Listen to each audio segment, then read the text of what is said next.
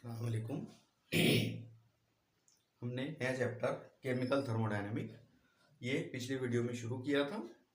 आज हम उसी का अगला टॉपिक रिकॉर्ड करने जा रहे हैं, जिसमें हम दो टॉपिक पढ़ेंगे, एक प्रॉपर्टीज ऑफ सिस्टम और टाइप्स ऑफ सिस्टम।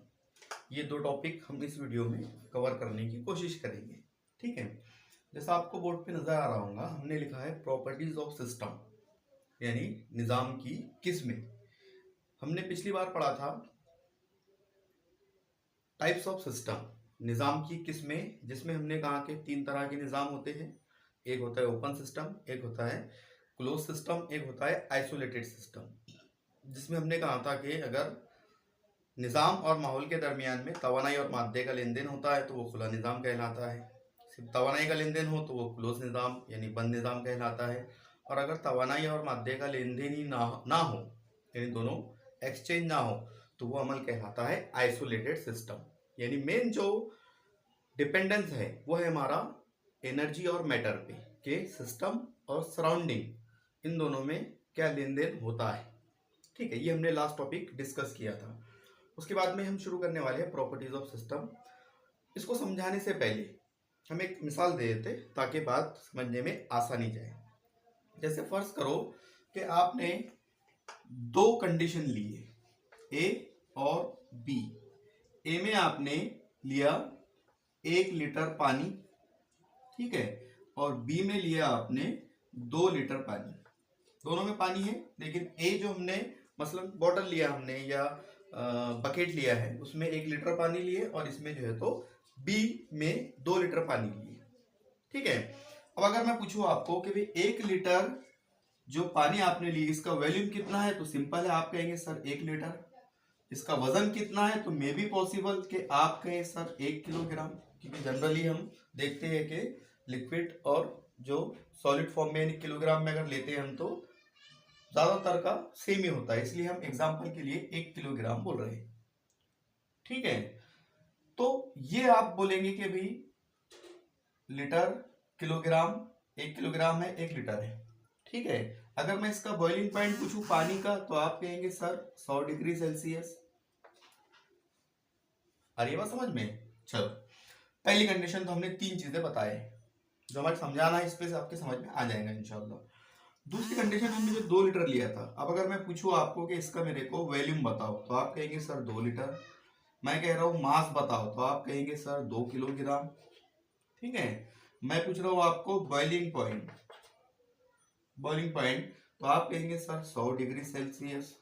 अब देखो दोनों में क्या फर्क नजर आया आपको, कि जब आपने, ये एक सिस्टम था हमारा, ये ए सिस्टम था, ये बी सिस्टम था, तो आपने ए सिस्टम में जब मादे की मिकदार को चेंज किया, यानी 1 लीटर लिए, तो इसका जो वॉल्यूम है वो 1 लीटर हुआ। मास जो है यहाँ लिखे हमने 1 किलोग्राम, और बॉइलिंग पॉइंट जो है तो 100 डिग्री सेल्सियस। लेकिन जब आपने अमाउंट को चेंज किया, यहाँ 1 लीटर था, जब आपने 2 लीटर लिए, तो फिर उसका जो वॉल्यूम है वो हो गया 2 लीटर, मास हो गई 2 किलोग्राम, और बॉइलिंग पॉइंट हो गया 100 डिग्री सेल्सियस। यानी आपको इन 3 चीजों में 2 बातें नजर आ रही होंगी। पहला तो ये कि वॉल्यूम, जब आपने अमाउंट जो चेंज की है, देखो अब मैं क्या बोल रहा हूं, जब आपने मादे की अमाउंट चेंज की है तो क्या हुआ, वॉल्यूम भी चेंज हुआ, यहाँ 1 लीटर यहाँ 2 लीटर। मास भी चेंज हुई, यानी 1 किलोग्राम यहाँ 2 किलोग्राम, लेकिन बॉइलिंग पॉइंट चेंज नहीं हुआ। यानी अब आप कहेंगे सर ये क्या हुआ, कि दो जो प्रॉपर्टीज थी सिस्टम की वो चेंज हो गई, यानी वॉल्यूम और मास, लेकिन बॉइलिंग पॉइंट चेंज नहीं हुआ। तो यही हमारा टॉपिक है कि अगर हमारे को ये अगर डिस्कस करना है या ये समझना है कि ऐसे क्यों हुआ, तो हमारे को पढ़ना पड़ेगा प्रॉपर्टीज ऑफ सिस्टम, जिसमें हमारे को दिया हुआ है 2 प्रॉपर्टीज। निजाम की 2 खुसूसियात होती है, एक होती है एक्सटेंसिव प्रॉपर्टीज, जिसको उर्दू में कहा जाता है इन्हिसारी खुसूसियात, नाम से ही समझ में आ जाएगा शायद आपके। और दूसरा होता है इंटेंसिव प्रॉपर्टीज, जिसको कहा जाता है गैर इन्हिसारी खुसूसियात। अब समझने के लिए आपको ये मिसाल आपके जहन में रखें कि हमने क्या कहा और हम क्या कहना चाहते हैं। एक्सटेंसिव प्रॉपर्टीज अगर पूछा जाए कि इन्हिसारी खुसूसियात क्या होती है, तो आप कहेंगे निजाम की वो खुसूसियात जिसकी कद्र निजाम में लिए गए मादे की मिकदार पर मुनहसिर होती है, इन्हें सारी खुसूसियात कहलाती है। क्या कहा हमने? निजाम की वो खुसूसियात जिसकी कद्र यानी इसकी कद्र किस पे डिपेंड करती है? तो हमने कहा कि निजाम की वो खुसूसियात जिसकी कद्र निजाम में लिए गए मादे की मिकदार पर मुश्तमिल होती है, मुनहसिर होती है, वो कहलाती है इन्हें सारी खुसूसियात। और ये कौन कौन सी है? तो देखो मैं यहां लिख रहा, हजम, कमियत, अंदरूनी तवानाई। ठीक है, देखो ये तीन पहले समझ लेते हैं, फिर आगे की मिसाल बोलते हैं। जैसे हजम, हमने क्या कहा? मादे में या निजाम में लिए गए मादे की मिकदार पर मुश्तमिल होती है। तो क्या हजम मादे की मिकदार पर मुश्तमिल होता है? कंसिडर कर लेते। ए में हमने 1 लीटर लिया था तो हजम कितना था? 1 लीटर। लेकिन ये अमाउंट, ये मिकदार को जब हमने चेंज की 2 लीटर लिया तो वॉल्यूम कितना हो गया? 2 लीटर। और ये बात समझ में, यानी कि वॉल्यूम तब्दील हो रहा है किसकी वजह से? जो हमने निजाम लिया है उसमें जो मादा लिया है उसकी मिकदार में तब्दीली की बिना पर हजम भी निजाम का तब्दील हो जा रहा है। यानी हम क्या समझे? ठीक है, चलो दूसरा मास हमने कहा। ठीक है, मास क्या है? कमियत। कमियत भी देखो तब्दील हो रही, क्या डिपेंड है ना? डिपेंड है मतलब अगर अमाउंट चेंज होंगी तो कमियत चेंज होंगी। जैसे यहाँ 1 लीटर था तो 1 किलोग्राम, यहाँ 2 लीटर था तो 2 किलोग्राम, हो गई ना चेंज, यानी डिपेंडेंट है। ठीक है, अंदरूनी तवानाई, उसके बाद में होता है मोल की तहदात। तो ये समझने में आसानी जाएंगी आपको। मोल की तहदात मतलब नंबर ऑफ मोल, जिसको आप कहते हैं, या एक होता है हीट कैपेसिटी, हरारती इस्तिताअत, हीट कैपेसिटी। ठीक है, देखो नंबर ऑफ मोल कैसे? 1 लीटर में मिसाल के तौर पे 1000 नंबर ऑफ मोल है, यानी 1000 मोल है, एग्जांपल दे रहा हूं, उसमें तो लाखों करोड़ों रहते हैं। ठीक है, 1000 अगर नंबर ऑफ मोल है तो क्या 2 लीटर में भी उतनी रहेंगे? नहीं, 2 लीटर में 2000 रहेंगे, यानी चेंज हो रहे हैं ना। तो जो चेंज हो जाए वो एक्सटेंसिव प्रॉपर्टीज। और इंटेंसिव प्रॉपर्टीज क्या? तो आप इसमें मिसाल लेंगे, पहले तारीफ बोलता हूं मैं, फिर उसकी एग्जांपल समझ में आसानी से आ जाएगी आपकी। ठीक है, डेंसिटी, विस्कोसिटी, लजूजियत जिसको कहा जाता है। ठीक है, इंटेंसिव प्रॉपर्टीज की कुछ तारीफ क्या है? तो आप कहते हैं निजाम की वो खुसूसियात जिसकी कद्र निजाम में लिए गए मादे की मिकदार पर गैर मुश्तमिल हो, यानी आप कितना भी चेंज कर लो वो खुसूसियात तब्दील होने वाली नहीं है। जैसे यहाँ 1 लीटर पानी लिए थे तो इसका बॉइलिंग पॉइंट कितना था? 100। तो 2 लीटर लिए तो क्या बॉइलिंग पॉइंट चेंज होगा? नहीं। आपको पता है पानी का बॉइलिंग पॉइंट क्या कहा जाता? 100 डिग्री सेल्सियस। तो क्या ऐसा उसको फिक्स किया जाता कि 1 लीटर का है या 1 गिलास का है? नहीं। कहाँ ये जाता है पानी का बॉइलिंग पॉइंट? आप कितना भी पानी लो, 1 गिलास लो, 1 लीटर लो, 1000 लीटर लो, 1,00,000 लीटर लो, कोई फर्क नहीं पड़ता, बॉइलिंग पॉइंट उसका क्या रहेगा? सेम ही रहेगा। अब मेल्टिंग पॉइंट के बारे में आप जानते, नुक्ता गदाखत, नुक्ता पिघलाव। ठीक है, क्या ये चेंज होता? नहीं। ये कैसे चेंज होगा? जैसे हम जानते हैं कि बहुत सारे जो ऑर्गेनिक कंपाउंड होते हैं उनका मेल्टिंग पॉइंट सेम ही होता है। जैसे अगर मैं बात करूं, एक एग्जांपल ले लेते हैं, मिसाल के तौर पे आपने लिया अल्कोहल, आपने अल्कोहल लिया एग्जांपल। अब अल्कोहल का जो बॉइलिंग मेल्टिंग पॉइंट है क्या वो अमाउंट की बिना पे चेंज होगा? अगर आपने थोड़ा अल्कोहल लिया तो क्या उसका मेल्टिंग पॉइंट ज्यादा रहेगा? कम लिया तो क्या और ज्यादा रहेगा? और ज्यादा लिया तो क्या और ज्यादा रहेगा? नहीं, मेल्टिंग पॉइंट तो जो है वही रहना है। जैसे मोम के बारे में आपने सुना होगा, मैं एग्जांपल दे रहा हूँ ना समझाने के लिए। वैक्स, मोम। अब अगर मैं मोम पूछूं आपको वैक्स के कितने, इसका मेल्टिंग पॉइंट क्या है, तो मे बी पॉसिबल कि इसका मेल्टिंग पॉइंट 120 डिग्री सेल्सियस है। 100 पे पानी उबलता, उससे भी कम है, बल्कि 100 से भी कम है क्योंकि पिघलना शुरू हो जाता ना। तो मिसाल के तौर पे 50 डिग्री सेल्सियस है मोम का, वैक्स का जो मेल्टिंग पॉइंट है वो 50 डिग्री सेल्सियस है। समझ में आना चाहिए आप क्या? तो अगर मैं ये कहूँ कितने मोम का है तो आप क्या कहेंगे? वैक्स कितना है? तो आप कहेंगे सर कितना भी लो, थोड़ा लो, एक पूरी मोमबत्ती लो, उसको चम्मच में रखो और उसको 50 तक गर्म करो, पूरा पिघल जाएगा। कम लिए आपने, थोड़ा सा लिए तो भी पिघल जाएगा। यानी ये है कि मेल्टिंग पॉइंट जो होता है वो भी गैर इनसारी खुसूसियात में आता है, यानी ये निजाम में लिए गए मादे की मिकदार पर गैर मुश्तमिल होता है। अब अगर मैं बात करूं डेंसिटी की, कसाफत की, ये तो आप जानते हैं, एक ये समझ में आ जाएगा आपके आसानी से। देखो आपने देखा होगा लकड़ी जो होती है हमारी, लकड़ी की कसाफत पानी से कम होती है, इसलिए वो पानी के ऊपर तैरती है, ठीक है। अब अगर आपने छोटी लकड़ी ली है तो क्या वो पानी के ऊपर तैरती है? तो आप कहेंगे बिल्कुल पानी के ऊपर तैरती है। बड़ी लिए तो भी पानी के ऊपर तैरती है। और बड़ा लकड़ा ले लिया आपने तो वो भी पानी के ऊपर ही रहेगा, मतलब फ्लोट करता है पानी के ऊपर। मतलब क्या हुआ, लकड़ी छोटी ले चाहे बड़ी ले, वो पानी से हल्का ही रहेगा, उसकी कसाफत कम ही रहेंगी, इसलिए पानी के ऊपर रहेगा। दूसरी मिसाल, पत्थर ले आप, कंकर, सिलिका, ठीक है, छोटा ले बड़ा ले, वो क्या होगा, पानी में फेंको उसको, वो डूब जाता है, यानी उसकी कसाफत ज्यादा है।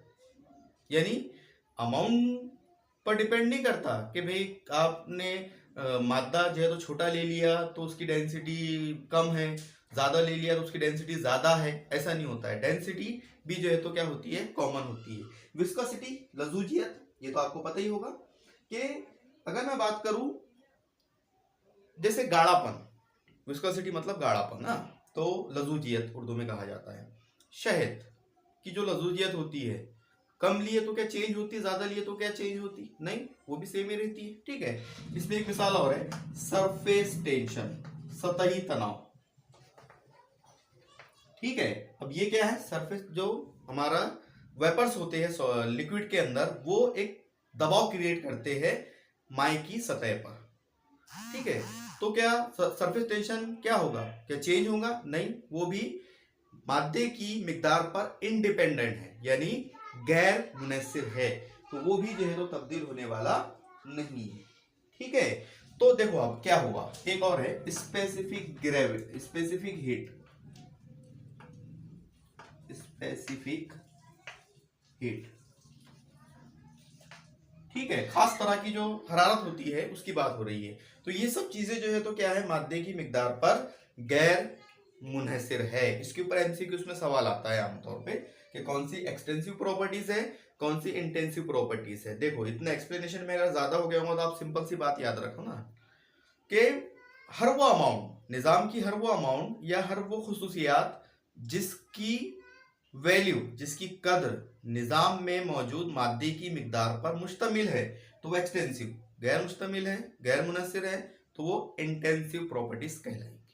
ये आसान सी बात कंक्लूजन में हमने कहा है। तो ये निजाम की दो प्रॉपर्टीज होती है जिनका हम आमतौर पे इस्तेमाल करते हैं, ठीक है। चलो इसके बाद में क्या दिया हुआ है हमारे को, इसके बाद में दिया हुआ है स्टेट फंक्शन। देखो ये भी बहुत इंपॉर्टेंट टॉपिक है।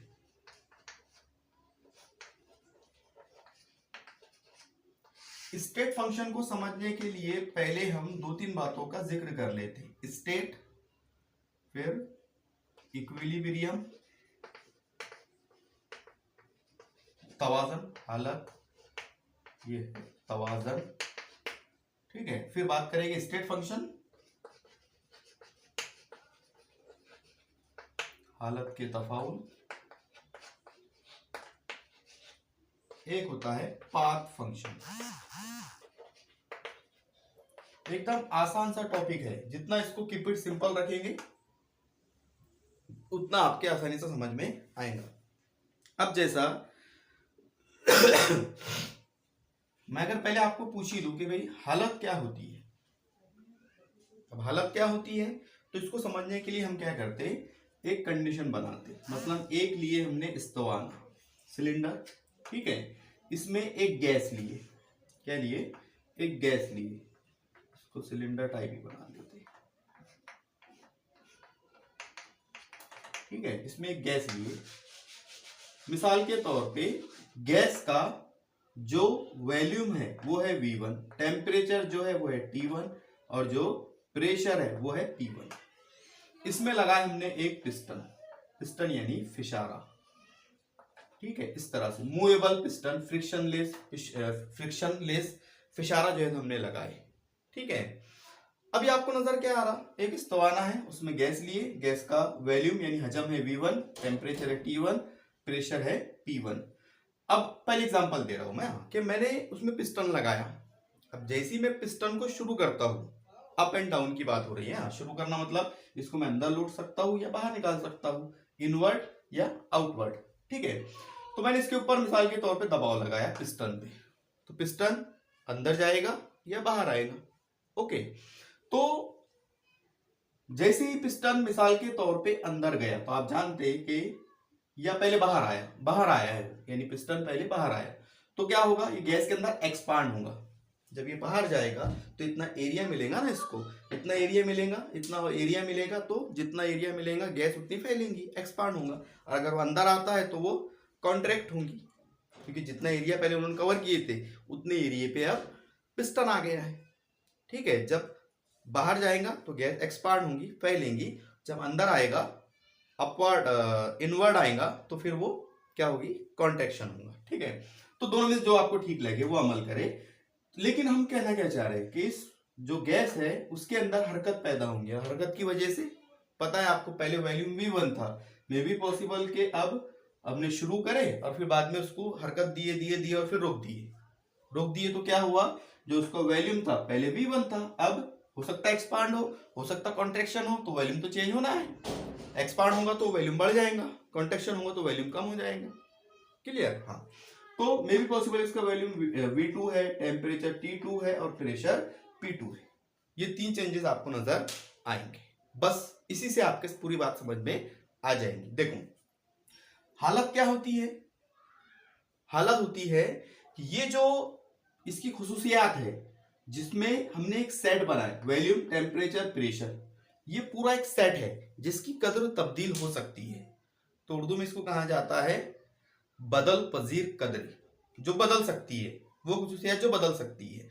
तो ये बदल पजीर कदरें जितनी भी है, अगर इनकी अमाउंट, देखो मैं क्या बोल रहा हूं, फिक्स्ड हो, फिक्स्ड यानी मुतय्यन, तय हो, इसका वैल्यू इतना, टेम्परेचर इतना, फिक्स्ड हो, उसमें तब्दीली ना हो, तो वो निजाम की हालत कहलाती है।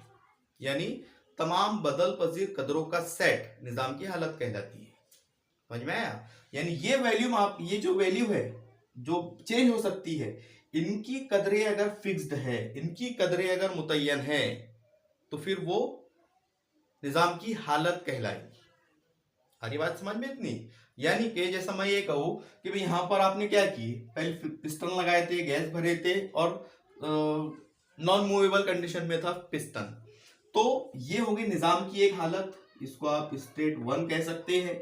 फिर आपने पिस्टन को शुरू किया, पिस्टन को अप एंड वार्ड यानी अंदर और बाहर जो है तो किया है उसको, या उसको हरकत दिया है, आपने हरकत दिया है तो क्या हुआ, वॉल्यूम चेंज हुआ, टेम्परेचर चेंज हुआ, प्रेशर चेंज हुआ, यानी ये क्या हो गई, ये हो गई S2 यानी स्टेट 2। क्यों?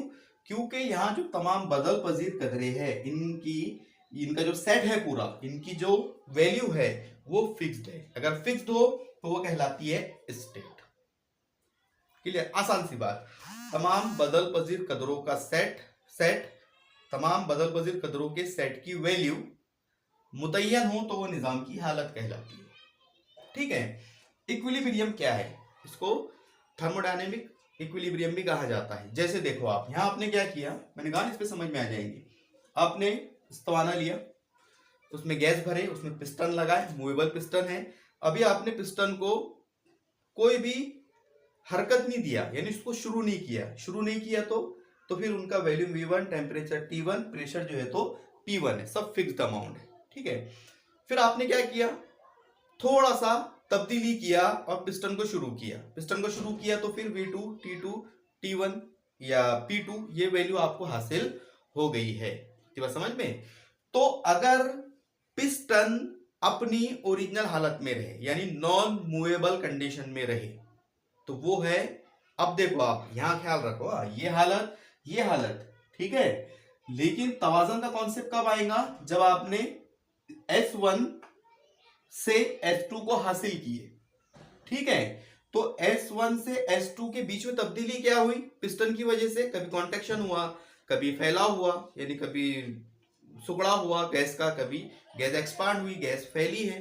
ठीक है, तो जब तक के इनकी वैल्यू मुतय्यन ना हो जाए तब तक के हम तवाज़न की बात नहीं कर सकते। यानी आपने उसको इन्वर्ट किया, फिर अपवर्ड किया, दोनों तरफ से हरकत हो गई, फिर वो मुतय्यन हो गई, तो उस कंडीशन में तवाज़न यानी बैलेंस, यानी S1 और S2 के दरमियान में अगर बैलेंस है, दोनों में तवाज़न है, उनकी कदर अगर तब्दील नहीं होती है, तो फिर आती है बात इक्विलिब्रियम की, तवाज़न की बात वहां पर आती है। अब आप कहेंगे यहाँ के सर हम समझे नहीं, तो एक मिसाल और दे रहा हूं मैं। क्या आपने अगर पिस्टन को शुरू किए, पिस्टन मिसाल के तौर पे 2 मिनट तक शुरू है, तो क्या ये 2 मिनट थर्मोडायनेमिक इक्विलिब्रियम कायम रहेगा? तो आप कहेंगे नहीं। कायम कब रहेगा? पहले जब आपने शुरू किए उससे पहले, और जब बंद किए उसके बाद। वो दोनों हैं एक दूसरे के थर्मोडायनेमिक इक्विलिब्रियम पे, तवाज़न पे। ठीक है, तो दो हालतों के दरमियान जो बदल बदल कदरें अगर उनकी वैल्यू फिक्स होती है तो वो आयोनिक इक्विलिब्रियम, आयोनिक बोल रहा हूं मैं, थर्मोडायनेमिक इक्विलिब्रियम कहलाता है। ठीक है, चलो अब सबसे मेन बात स्टेट फंक्शन, इसको आसान करेंगे। हालत के तफाउत ये क्या होते हैं? तो अब देखो, इसको भी समझाने के लिए हम एक मिसाल देते हैं कि मिसाल के तौर पर ए गैस है और इसको तब्दील करना है आपको बी में। ए गैस है और बी में आपको तब्दील करना है। तो मिसाल के तौर पे ये पहला रास्ता आपने इख्तियार किए, ये दूसरा इख्तियार किए और ये तीसरा इख्तियार किए। ठीक है, अब देखो हम कहना क्या चाह रहे हैं, इधर से यहां पर गए, इसका जो प्रेशर है P1, temperature T1, volume V1, इसका क्या है temperature T2, pressure P2, volume V2। एक इसको इनिशियल स्टेट कहा जाता है, इब्तिदाई हालत, और यह है आखिरी हालत, फाइनल स्टेज। ठीक है, आपने इनिशियल स्टेज से फाइनल स्टेज में पहुंचे, लेकिन पहुंचने के लिए आपने 3 अलग अलग रास्ते इख्तियार किए। ठीक है, तो रास्ते आपने कोई भी इस्तेमाल करे, ये वाला इस्तेमाल करे, मैं इससे आपको आसान मिसाल दूंगा। ये बुक में मिसाल दी भी इसलिए हमने ये दिया पहले, फिर आसान वाली देते हैं। ठीक है, तो इधर से भी आप गए तो प्रेशर P1, फाइनल स्टेज का P2, टेम्परेचर T1, किधर से भी जाओ तो T2, V1 इधर V2, यानी रास्ता कोई भी इख्तियार करो, आपको जो प्रेशर है उसकी initial value P1, final value P2, temperature की T1 initial value, final value T2, volume की V1 इनिशियल वैल्यू और फाइनल वैल्यू V2, यानी इनकी कदर में क्या, यानी हम ये कहना चाह रहे हैं कि अगर आपने ये रास्ता इख्तियार किए तो क्या T1 T3 हो जाता? नहीं, T2 ही रहता। ये रास्ता इख्तियार किए तो T2 ही है, ये रास्ता इख्तियार किए तो T2 ही वैल्यू जो है तो आपको हासिल हुई है।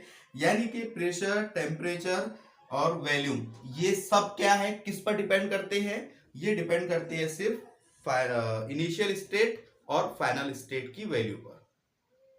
यानी हम क्या समझे, एक मैं और मिसाल देता हूँ दूसरी। जैसे आपको कहीं पर जाना है, ये आसान वाली मिसाल, इससे पूरी बात समझ में आ जाएंगे आपके स्टेट फंक्शन पे और पाथ फंक्शन पे। आपको कहीं पर जाना है, मिसाल के तौर पे आपको 20 किलोमीटर फासला तय करना है।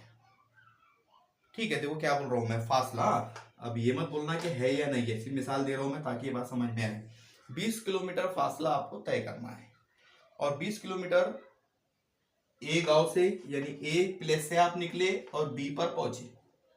ठीक है, 3 रास्ते हमारे पास, कितने हैं? 3 रास्ते।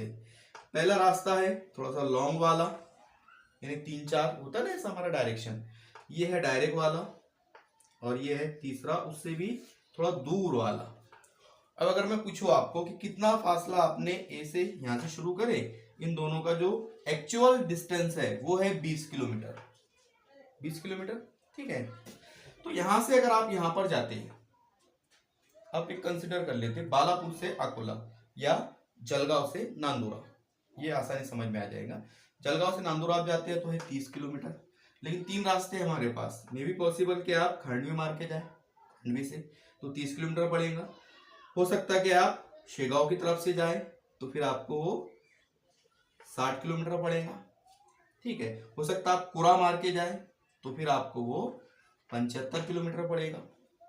यार ये बात समझ में नहीं, यानी कि आपने क्या किया, डिस्टेंस देखो अब क्या हुआ, अगर ये रास्ता इख्तियार किए 30 किलोमीटर, ये रास्ता इख्तियार किए 60 किलोमीटर, ये रास्ता इख्तियार किए 75 किलोमीटर, यानी ये जो डिस्टेंस है, ये जो फासला है, क्या इब्तिदाई और आखिरी हालत पर मुश्तमिल है? नहीं, क्योंकि इब्तिदाई से आखिरी हालत में 30 किलोमीटर का डिस्टेंस था, लेकिन ये डिपेंड है आप फासला इख्तियार किए गए रास्ते पर। ठीक है, चलो दूसरी कंडीशन, पैसों की बात कर लेते हैं। आपको 3 तरीकों से जाना है 30 किलोमीटर, आप 30 ही किलोमीटर जाना है, फासला तो हमने समझ में लिया, 30 किलोमीटर जाना है। अब बात कर रहे हैं मनी की या टाइम की, टाइम आसानी से समझ में आता, वक्त की, टाइम की। पैदल जाना है, क्या जाना है? पैदल। आपको बाइक से जाना है, यहाँ लिख भी दे रहा हूं, या यहाँ पर बस से जाना है, ये है हमारा पैदल, यानी 11 नंबर की बस। ठीक है, अब 11 नंबर की बस से अगर 30 किलोमीटर जाते हैं तो मिसाल के तौर पे लगते हैं आपको 4 घंटे। ठीक है, अगर बाइक से जाते हैं तो आपको लगते हैं 30 मिनट, बस से जाते हैं तो आपको लगते हैं 45 मिनट, यानी जो टाइम है वो भी इख्तियार किए गए रास्ते पर है। ठीक है, लेकिन अब फासला देखो आपने क्या किया, बाइक से गए, रास्ता सेम ही था हमारा, वही जो हमारा शॉर्ट था, तो ठीक है 30 किलोमीटर। बाइक से गए तो 30 किलोमीटर तय करें, पैदल गए 30 किलोमीटर तय करें, बस से गए 30 किलोमीटर तय करें, यानी अब फासला क्या हुआ, अब फासला आपने रास्ता कौन सा इख्तियार किए, पैदल वाला, गाड़ी वाला के बाइक वाला, बस वाला, ये डिपेंड नहीं करता। हरी बात समझ में? यही है हमारा टॉपिक, यानी स्टेट फंक्शन। तो आप तारीफ क्या कहेंगे स्टेट फंक्शन की? तो हम कह रहे हैं निजाम की वो खुसूसियात जिसकी कद्र, या वो खुसूसियात जिसकी कद्र इब्तिदाई और आखिरी हालत पर मुश्तमिल होती है, ना कि इख्तियार किए गए रास्ते पे। बस पहले क्या था, आखिर में क्या था, खत्म। 12वीं में एडमिशन लिया आपने, 11वीं में एडमिशन लिए, 12वीं बोर्ड का एग्जाम, बीच में आपने क्या किए, पढ़ाई किए नहीं किए और क्या किए वो मायने नहीं रखता, आपने एडमिशन लिए साइंस में, ठीक है, 12वीं पास हो गए, ओके, हो गया काम, मकसद खत्म हमारा। ये हमारा क्या है, स्टेट फंक्शन, यानी सिर्फ इब्तिदाई और आखिरी। जैसा एक होता ना कि आप किसी को पैसे उधार दे रहे हैं बिजनेस करने के लिए, तो आप पूछते कि क्या कर रहे हैं, नहीं, आप बोलते भाई 10,000 रुपए लो, 10 लिए, आखिर में आया वो रिटर्न करने, कितना, अच्छा 10, हाँ ये ले लो आपके। आप पूछते कि भाई क्या करे क्या नहीं करे, किसको काम, कुछ भी हो सकता है। तो ऐसी स्टेट फंक्शन क्या है, स्टेट फंक्शन है कि वो खुसूसियात जिसकी कद्र इब्तिदाई और आखिरी हालत पर मुश्तमिल होती है, ना कि इख्तियार किए गए रास्ते पे। अब यह एक नई बात आ जाएगी कि भाई पाथ फंक्शन रास्ते का तफाउल क्या है, फिर तो आप कहेंगे वो खुसूसियात जिसकी कद्र इख्तियार किए गए रास्ते पर मुश्तमिल हो, यानी आप ये डिपेंड करेगा कि रास्ता आपने कौन सा इख्तियार किया। आगे एग्जांपल में आएगा हमारे को, अभी मेरे ख्याल से समझ में आ गया होगा आपके। स्टेट फंक्शन जिसकी कद्र इब्तिदाई और आखिरी हालत पर मुश्तमिल है, बीच में क्या हुआ ये कोई मायने नहीं रखता। जैसे इलेक्शन होता तो इलेक्शन के टाइम पे आपने क्या वादा किए और अगले इलेक्शन के टाइम पे क्या वादा किए, बीच में काम किए नहीं किए, ये आपको कोई पूछने वाला नहीं है, तो वो है स्टेट फंक्शन। लेकिन अगर पूछे कि भाई चलो ये वादा किए थे आपने इलेक्शन में, पूरा किए क्या, दूसरे ने कोई और दूसरा पूछ लिया कि ये आपने किए क्या वादा पूरा, तो वो हो गया पाथ फंक्शन, एग्जाम्पल दिया था। ठीक है, तो ये दोनों आपकी समझ में आ जाएंगी। जैसे यहाँ देख लो आप, प्रेशर जिसकी वैल्यू इब्तिदाई और आखिरी हालत पर मुश्तमिल है, यानी स्टेट फंक्शन है। टेम्परेचर इब्तिदाई और आखिरी हालत पर मुश्तमिल है, यानी स्टेट फंक्शन है। वॉल्यूम इब्तिदाई और आखिरी हालत पर मुश्तमिल है, यानी स्टेट फंक्शन है। वहीं पर आगे हम पढ़ेंगे काम और हरारत, ये दोनों भी पाथ फंक्शन है, क्योंकि आप देखेंगे आइसोथर्मल प्रोसेस में और एडियाबेटिक प्रोसेस में हरारत जो होती है उसकी वैल्यू अलग अलग होती है। ठीक है, आइसोथर्मल में क्यू आगे बताएंगे हम, पहले आप यहाँ कंफ्यूज क्यों करें जो है, तो चलो ठीक है, आगे ये टॉपिक ही पढ़ने वाले हैं, तो उसमें हम सवाल पूछ लेंगे, एक्सरसाइज भी हो जाएगी कि काम और हरारत जो है तो स्टेट फंक्शन है या नहीं। चलो इतना समझ में आया। हाँ, दो बातें इसमें, दो प्रॉपर्टीज एग्जाम में पूछी जाती थी पुराने पैटर्न में कि स्टेट फंक्शन की खुसूसियात लिखिए। तो पहले तो तारीफ ही है उसकी, वो खुसूसियात जिसकी कद्र इब्तिदाई और आखिरी हालत पर मुश्तमिल होती है, ना कि इख्तियार किए गए रास्ते पे, हालत के तफाउल कहलाते हैं। एग्जाम्पल में एक पॉइंट आ जाएगा आपका। तीसरा पॉइंट ये आता है कि अगर आपने दो स्टेट फंक्शन को फिक्स कर दिया, दो या दो से जायद कहा जाता है आमतौर पे, तो तीसरा या चौथा, यानी 4 है तो तीन को फिक्स करो, चौथा ऑटोमेटिक फिक्स हो जाएगा, तीन है तो दो को फिक्स करो, ऑटोमेटिक तीसरा फिक्स हो जाएगा। और इसको समझाने के लिए हमने एक मिसाल पढ़ी है, पीवी बराबर आर टी। अगर टी बराबर निकालते हैं तो टी अपॉन वी, टेम्परेचर को फिक्स करो, वैल्यूम को फिक्स करो, पी आपको ऑटोमेटिक निकल जाएगा। यानी पता है आपको, ये दोनों की वैल्यू निकालो, पी आप निकाल सकते हैं। तो ये भी एक निजाम की क्या है, खुसूसियात है। ठीक है, चलो अगला पॉइंट देखते हैं।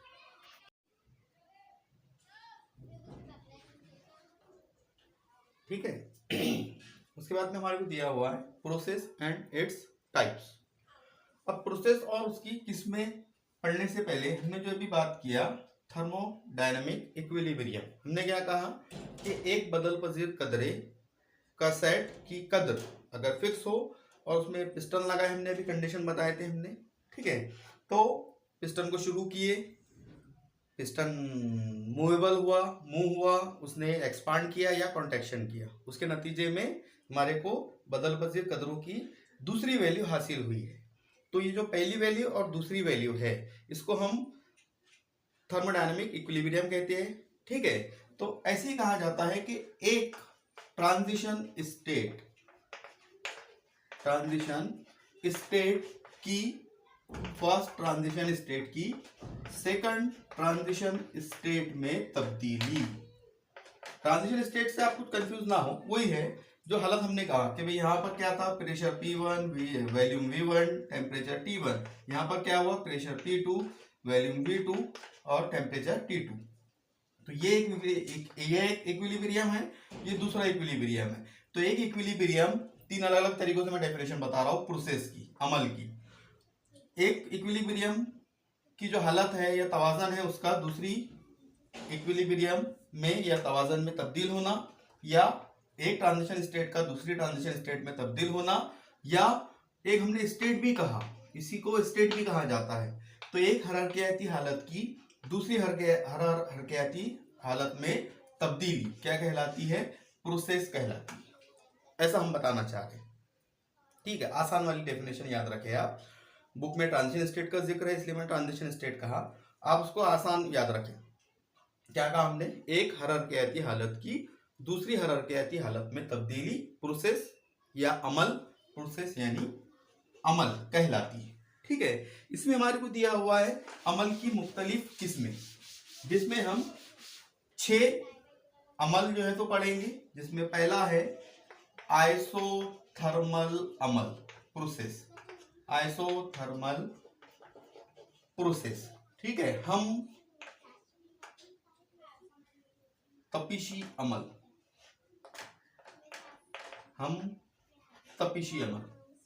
अब ये क्या होता है, तपिश यानी टेम्परेचर, हम यानी एक जैसा। तारीफ इसकी ये है कि जो याद रखे आप, अमल हमने क्या कहा, एक स्टेट की दूसरी स्टेट में तब्दीली। तो अमल के दौरान या ऐसा अमल जिसमें मुकम्मल तब्दीली के दौरान, तब्दीली यानी एक स्टेट का दूसरी स्टेट में तब्दील होना, मुकम्मल तब्दीली के दौरान अगर टेम्परेचर यानी दर्जे हरारत मुस्तकिल हो, उसमें कोई भी तब्दीली ना हो, through out the reaction temperature is constant, तो ऐसे अमल को आप कहते हैं आइसोथर्मल प्रोसेस। मैं एकदम आसान वाली तारीफ कर रहा हूं। ऐसा अमल जिसमें मुकम्मल तब्दीली के दौरान दर्जे हरारत में कोई भी तब्दीली वाक़ई नहीं होती है, वो अमल कहलाता है हम तपीशी अमल। दूसरी तारीफ, मुस्तकिल दर्जे हरारत पर अंजाम पाने वाले अमल हम तपीशी अमल कहलाते हैं। ठीक है, हम मुस्तकिल दर्जे हरारत बोले हमने, यानी टेम्परेचर में कोई भी तब्दीली नहीं होगी, इसलिए डेल्टा टी, डेल्टा मतलब डेल भी आप पढ़ सकते हैं, इसको चेंज के लिए इस्तेमाल किया जाता है। यानी टेम्परेचर में तब्दीली क्या हुई, 0, तो फिर डेल्टा यू क्या होगा, डेल्टा यू यानी अंदरूनी तवानाई, इसमें भी तब्दीली क्या होगी, 0 के बराबर होगी। क्यों, तारीफ हमने कहा मुस्तकिल दर्जे हरारत पर अंजाम पाने वाले अमल। एग्जाम्पल में आप ले सकते हैं कि बहुत सारे टेम्परेचर हमने ऐसे पढ़ा, बहुत सारे अमल हमने ऐसे पढ़ा है जिसमें टेम्परेचर को कांस्टेंट करना होता है, यानी कम या ज़्यादा नहीं कर सकते हम। जैसे एलिमिनेशन हमने पढ़ा था हेलोजन डेरिवेटिव में 433 केल्विन हमने कहा था। ठीक है, तो उससे भी आप याद रख सकते हैं। ओके, दूसरा अमल जो है हमारे को दिया हुआ है आइसोबेरिक अमल या आइसोबेरिक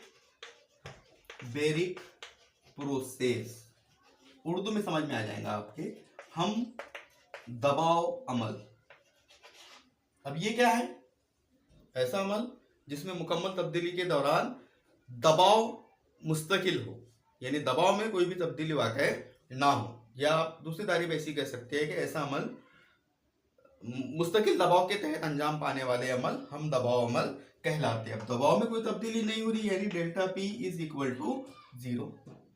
शुरू से लेकर आखिर तक जो प्रेशर रहेगा प्रोसेस का वो कांस्टेंट रहेगा, तो वो अमल कहलाएगा आइसोबैरिक प्रोसेस।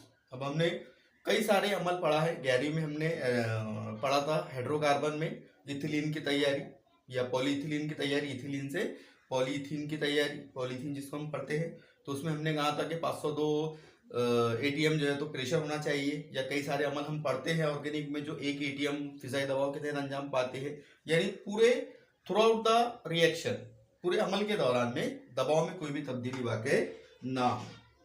तीसरा अमल आता है आइसोकोरिक प्रोसेस। ठीक है, उर्दू में क्या है? हम हजमी अमल। अब हम हजमी अमल क्या होगा तो आपको पता है, हम हजमी हजम की बात की हमने, यानी ऐसा अमल जिसमें मुकम्मल तब्दीली के दौरान हजम मुस्तकिल हो, या दूसरी तारीफ मुस्तकिल हजम के तहत अंजाम पाने वाले अमल हम हजमी अमल कहलाते हैं। यानी simple delta V is equal to 0, value में कोई भी तब्दीली ना हो। इसको आप ऐसे तस्वुर कर सकते हैं, 1 लीटर आपने पानी लिए और 1 लीटर पानी से आपको 1 लीटर अशिया हासिल हुई है, या 1 मोल ए लिए आपने और 1 मोल बी लिए, दोनों मिला के कितने हो गए? 2 मोल, जिससे हासिल हुआ ए बी जो होता है 2 मोल का। यानी जो वैल्यूम है रिएक्टेंट का और प्रोडक्ट का वो सेम है। तो मुकम्मल अमल के दौरान में अगर हजम में तब्दीली ना हो, 1 लीटर से शुरू किए, 1 लीटर आपको हासिल हुआ, तो वो अमल कहलाता है आइसोकोरिक प्रोसेस। ठीक है, ये था 3। चौथा अमल जो तो दिया गया हमारे को, ये इंपॉर्टेंट है, अडियाबेटिक प्रोसेस।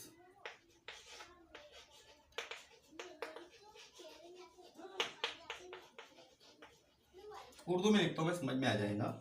हर ना गुजार अमल, हर यानी हरारत, ना गुजार यानी ना चेंज हो, यानी ऐसा अमल जिसमें हरारत में कोई भी तब्दीली ना हो, यानी हरारत के लिए इस्तेमाल करते हैं हम Q, यानी delta Q is equal to 0।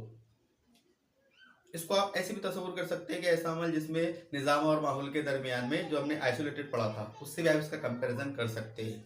ठीक है, delta Q is not equal to 0, यानी मुस्तकिल हरारत के तहत अंजाम पाने वाले अमल हरना गुजार अमल कहलाते हैं। लेकिन यहाँ पर एक मसला है, जो एडियाबेटिक प्रोसेस में आप अमल कराते हैं उनको आपको आइसोलेट करना पड़ता है, और आइसोलेट करने पर आपको पता है कुछ अमल एक्सोथर्मिक होते हैं और कुछ अमल एंडोथर्मिक होते हैं। तो जब आइसोलेट कर दिए, और मिसाल के तौर पे अमल आपका एक्सोथर्मिक है, हरारत जा है, हरारत फिशा, या हरारत खोर, हरारत जा, ऐसे भी आप बोल सकते हैं। ठीक है, एक्सो यानी बाहर, हरारत बाहर खारिज करे। तो अगर एक्सोथर्मिक अमल है आपका और एडियाबेटिक प्रोसेस के तहत अंजाम पा रहा, यानी उसकी हरारत में कोई भी तब्दीली ना हो, तो जो निज़ाम रहेगा आपका उसके टेम्परेचर में राइज होगा, राइज यानी इजाफा होगा, अगर एक्सोथर्मिक होता है तो। अच्छी बात समझ में? क्यों? क्योंकि हरारत बाहर जा ही नहीं सकती, जब जा नहीं सकती तो फिर वो निज़ाम में मौजूद रहेंगी, निज़ाम में मौजूद रहेंगी तो निज़ाम के जो हरारत है उसके अंदर क्या करेगी? इजाफा करेगी। क्या आप कंसिडर करें। ठीक है, एंडोथर्मिक अगर रहेगा तो जो हरारत रहेंगी निज़ाम की वो फॉल होंगी, यानी नीचे गिर जाएगी या कम हो जाएंगी, डिक्रीज हो जाएंगी। इसको आप ऐसे तस्वुर कर सकते हैं कि delta U is not equal to 0। ये खास बात है। कैसे? हमने आइसोथर्मल प्रोसेस पढ़ा पहले वाला, उसमें हमने क्या कहा कि डेल्टा T 0 है, डेल्टा U भी 0 है, अंदरूनी तवानाई भी 0 है।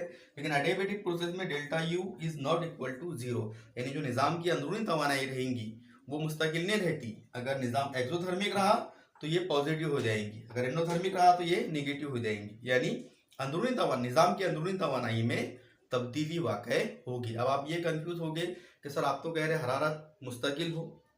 हाँ, हरारत मुस्तकिल हो, आपने जैसे मैं ये कहना चाह रहा हूँ कि अगर आपको मसलन चाय बनानी है, ठीक है, तो आप उसको गर्म करेंगे, 100 तक आपने गर्म किया, ठीक है, फिर गैस को बंद कर दिया, तो क्या चाय जल्दी तुरंत ठंडी हो जाती है 100 पे चाय बाद में? नहीं, थोड़ी हीट तो रहती है उसमें। अब हीट रहती है तो वो हीट जब तक बाहर नहीं जाएंगी, जब तक कि चाय आपकी ठंडी नहीं होगी। थर्मास में रख दो आप चाय को, तो हमने पढ़ा आइसोलेटेड सिस्टम में, और मैंने आपको एक्सप्लेन भी किया कि एडियाबेटिक प्रोसेस इक्वल है, या कंपेरिजन आप कर सकते हैं उसका आइसोलेटेड सिस्टम से। अब यहाँ कंफ्यूज ये ना हो कि टेम्परेचर और हरारत। अब आप बोलेंगे सर वहाँ टेम्परेचर इज इक्वल टू 0 था, तो यहाँ पर Q इज इक्वल टू 0 है, तो फिर डेल्टा U कैसे? तो अंदरूनी तवानाई जो होती है ये सिर्फ निज़ाम के लिए होती है, निज़ाम में क्या तब्दीली हुई है उसको रिप्रेजेंट करती है। तो वहां पर डेल्टा U क्या थी? इज इक्वल टू 0 थी, और यहाँ पर इज नॉट इक्वल टू 0 है। ये मैं इसलिए बताया हूँ कि हमने अब पढ़ा था, अभी अभी शुरुआत में हमने, वीडियो की शुरुआत में हमने प्रॉपर्टीज ऑफ सिस्टम पढ़ा था, उसके लिए मैंने वहां रख दिया था मिसाल जो आपको देना था कि अगर आइसोथर्मल प्रोसेस है तो डेल्टा U क्या हो रही?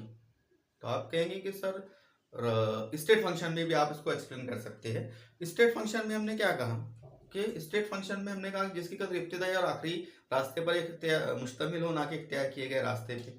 अब यहाँ दो रास्ते हैं, एक आइसोथर्मल जिसमें टेम्परेचर कांस्टेंट, और एक एडियाबेटिक प्रोसेस जिसमें हरारत का लेन देन नहीं हो रहा, हरारत ना बाहर जा रही ना अंदर आ रही। लेकिन अगर बाहर नहीं जा रही, ज्यादा हो गई, तो फिर वो उसी एरिया का टेम्परेचर बढ़ा देंगी, ठीक है। कम हो गई यानी एंडोथर्मिक प्रोसेस है, उसको बाहर से जरूरत है हरारत की, लेकिन बाहर से तो आ नहीं सकती क्योंकि हरना गुजार है, तो फिर वो टेम्परेचर को डाउन कर देंगी। यानी डेल्टा U जो है तो क्या है? तो फिर आपको अगर मैं पूछूं बताओ स्टेट फंक्शन है क्या, तो आप कहेंगे नहीं।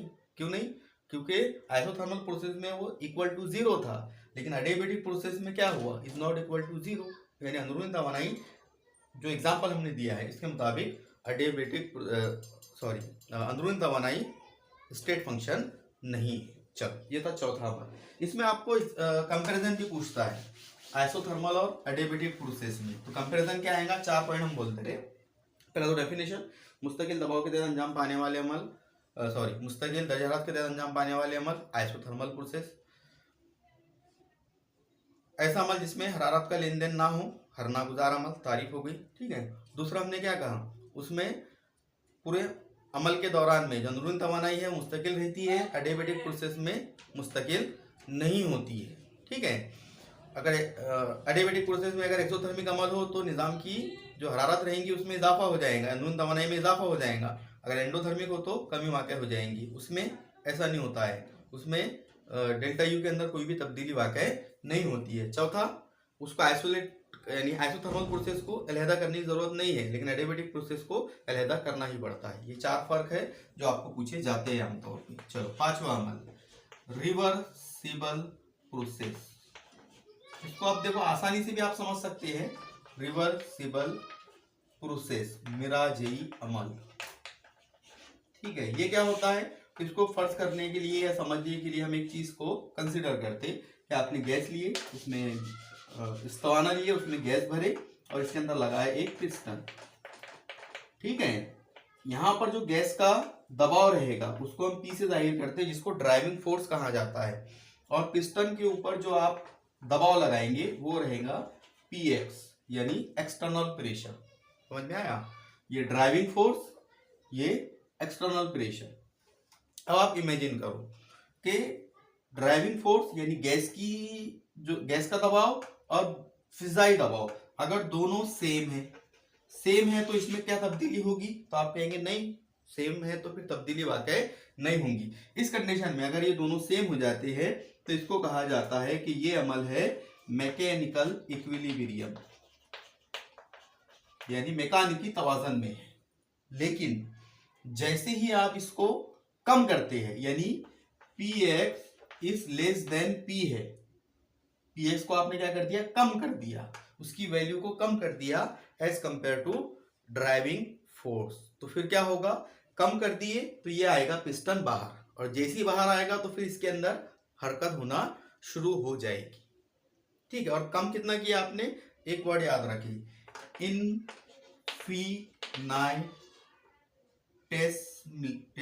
इनफिनाइटेसिमली। वर्ड ही थोड़ा सा भारी है असल में, इनफिनाइटेसिमल इन्फिनाइटेसिमल, यानी मामूली कम किए, इन्फिनाइटेसिमल ये वर्ड इंग्लिश में जो है तो इस्तेमाल किया जाता है, ठीक है। तो आपने पीएक्स को जब कम किए, ये दबाव कम हुआ, तो जो पिस्टन है ये बाहर जाएगा तो इसमें हरकत शुरू होगी और इसके अंदर तब्दीली वाक़ होगी, ठीक है, यानी गैस क्या होगी, एक्सपांड होगी। फिर आपने अगर इसको बढ़ा दी, यानी px is greater than P है, लेकिन कितना, इन्फिनाइटेसिमल, गैर मामूली तौर पे आपने फिजाई दबाव को बढ़ा दिए। जब बढ़ा दिए तो फिर पिस्टन जाएगा अंदर, तो गैस के अंदर होगा कॉन्ट्रैक्शन, यानी फिर होंगी उसके अंदर तब्दीली।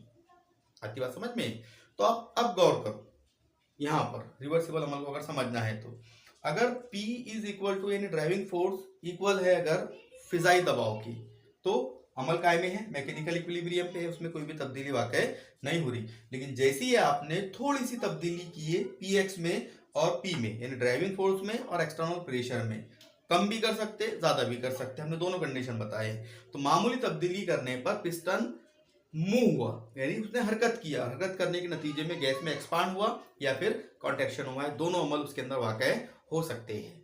तो अब आप क्या कर सकते हैं, आपको करना क्या है कि थोड़ी सी तब्दीली करो पीएक्स में, तो इसमें या तो एक्सपांड होगा या तो कॉन्ट्रैक्शन होगा। फिर अगर उसको हमने कम कर दिए, यानी पहली मिसाल के तौर पर कम कर दिए थे, अब थोड़ा बढ़ा दिए, तो फिर पिस्टन अपनी जगह पे आ जाएगा।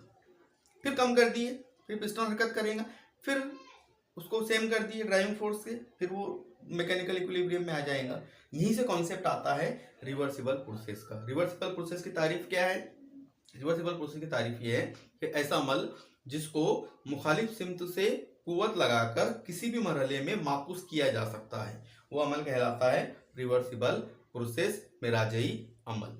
और इस अमल के अंदर क्या होता है कि आप किसी भी मरहले में इसको आप रिवर्स कर सकते हैं। रिवर्सिबल में हमने रिएक्शन में पढ़ा है कई सारी कि इस तरह से हम इस्तेमाल करते हैं, यानी ए कन्वर्ट हुआ बी में, तो फिर बी दोबारा से कन्वर्ट हुआ ए में, यानी उसके अंदर वो स्टेट के अंदर तब्दीली वाक़ई करते हैं। तो रिवर्सिबल अमल की तारीफ हमने क्या कहा, ऐसा अमल जिसको मुखालिफ सिमत की कुव्वत लगाकर किसी भी मरहले में माकूस किया जा सकता है, ये है होता है रिवर्सिबल अमल, ठीक है। यहाँ पर हमारे को कैरेक्टरिस्टिक भी जो दिया हुआ है रिवर्सिबल अमल की, जिसमें 4 दिया हुआ है। जैसे ये अमल हमने कहा, इसको मैं एक बार और बता देता हूँ आपको।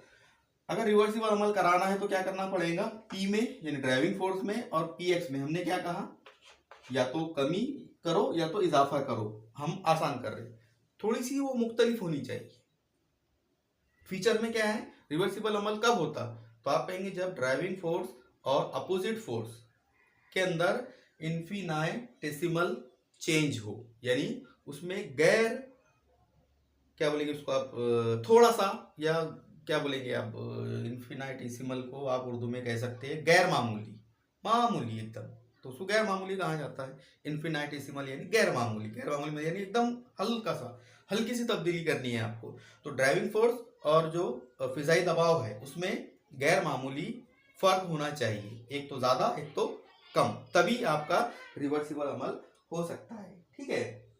दूसरे में कहा जाता है कि अगर आपको अमल को रिवर्स कराना है तो क्या करना पड़ेगा, जो आपने जैसे यहाँ देखो पीएक्स को मिसाल के तौर पे मैंने कम किया, तो अगर रिवर्स करना है अमल को तो क्या करना पड़ेगा, पीएक्स को थोड़ा बढ़ाना पड़ेगा ताकि वो ड्राइविंग फोर्स के इक्वल में आ जाए, यानी सेम हो जाए। कम किए थे तो बढ़ाना पड़ा, और अगर बढ़ा दिए तो सेम करने के लिए क्या करना पड़ेगा, कम करना पड़ेगा। यानी ये है मुखालिफ सिमत से अमल, कि मुखालिफ सिमत से अगर आपने इसके ऊपर कुव्वत लगाए तो फिर अमल में क्या होती है, तब्दीली वाक़ई होती है, जो रिवर्सिबल अमल के अंदर आता है हमारा, ठीक है। तीसरा अमल कहा जाता है कि जो रिवर्सिबल अमल होता है ये बहुत ज्यादा सुस्त रफ्तार से अंजाम पाता है। देखो आप थोड़ा कम करें, क्या हुआ, एक्सपांड, थोड़ा बढ़ा दिए, कॉन्ट्रैक्शन, मामूली मामूली कर रहे हैं हम काम। गैर मामूली जिसको हमने इन्फिनाइटेसिमल कहा है, गैर मामूली तौर पे आपने क्या किए, उसके अंदर तब्दीलियां लाए हैं, तो थोड़ी थोड़ी तब्दीलियों के नतीजे में रिवर्सिबल अमल अंजाम पाता है। और चौथी जो फीचर है रिवर्सिबल प्रोसेस का वो क्या है, वो है कि बहुत सारे जो इन्फिनाइटेसिमल चेंजेस की बिना पे होता है, हमने कहा रिवर्सिबल अमल, तो ये कई सारे मरहलों में अंजाम पाता है। यानी जैसे एक अमल अगर आपको कराना है, जैसे यहाँ पर आपको एक ही दिख रहा, लेकिन इसका मतलब ये नहीं है जैसे ए कन्वर्ट हुआ बी में, फिर बी हुआ सी में, फिर सी हुआ डी में, ऐसे कई सारे, यानी लॉट्स ऑफ स्टेप पर मुश्तमिल होता है रिवर्सिबल अमल। यानी कई सारे मरहलों में ये अमल अंजाम पाता है। और आपको पता है जितने मरहलों में काम अंजाम पाएगा, ये हमारी तमीज़ थी असल में, या ये जुमले आप याद रखें आगे अगले पॉइंट के लिए जब हम मैक्सिमम वर्क पढ़ेंगे, आजम काम पढ़ेंगे। तो यहाँ पॉइंट इतना याद रखें बस कि कई सारे मरहलों में अंजाम पाता है। 4 फीचर कौन से हुए फिर? ड्राइविंग फोर्स और पीएक्स में मामूली फर्क होना चाहिए, ठीक है। अगर माकुस सिमत से आपने प्रेशर को कम किया तो उसको बढ़ाना पड़ेगा, यानी जो माकुस सिमत से एक सही तरह की कुव्वत काम करनी चाहिए। तीसरा हमने क्या कहा कि ये कई सारे यानी सुस्त रफ्तार वाले मरहलों पर मुश्तमिल होता है, ठीक है। चौथा हमने क्या कहा कि ये अमल कई सारे मरहलों में अंजाम पाता है, ठीक है। ये था 5वां अमल, उसकी फीचर भी हमने बताई। छठा और आखिरी अमल इररिवर्सिबल अमल। ये तो आपको समझ में आ ही जाएगा, और कुछ अगर ज्यादा नहीं भी बोले हमने तो आप समझ जाएंगे। इररिवर्सिबल प्रोसेस यानी गैर मिराजई अमल। गैर मिराजई अमल यानी, अब देखो हमने क्या कहा था, बस उतना ही हम बताएंगे 1 मिनट में। ऐसा अमल जिसको माकुस सिमत की कद्र में तब्दीली लाकर किसी भी मरहले में माकुस ना किया जा सके, उसको उलट नहीं कर सकते आप। जैसे अभी हमने कहा ना कि px is less than p है या px is greater than p है, ठीक है। तो आपने अगर कम कर दिया तो फिर उसको आप बढ़ा नहीं सकते, बढ़ा दिया तो फिर उसको आप कम नहीं कर सकते। यानी कम करके या उसमें चेंज लाकर माकुस सिमत की जो कुव्वत है, यानी px की बात हो रही है, उसमें आप तब्दीली लाकर उसको मरहले को किसी भी मरहले में दोबारा से इब्तिदाई हालत में नहीं ला सकते हैं, तो वो अमल कहलाता है इररिवर्सिबल प्रोसेस, ठीक है। उम्मीद है कि ये 6 जो अमल हमने पढ़ा है, इसकी डेफिनेशन और उसकी जो कंडीशन थी कुछ, वो हमने डिस्कस किया है। तो आप इसको थोड़ा सा नोट कर लें और समझने की कोशिश करें। इंशाल्लाह ये आज के लिए इतना काफ़ी है। इंशाल्लाह अगले वीडियो में जो है तो हम काम, nature of heat and work, इसके ऊपर डिस्कस करेंगे। अल्लाह हाफिज़।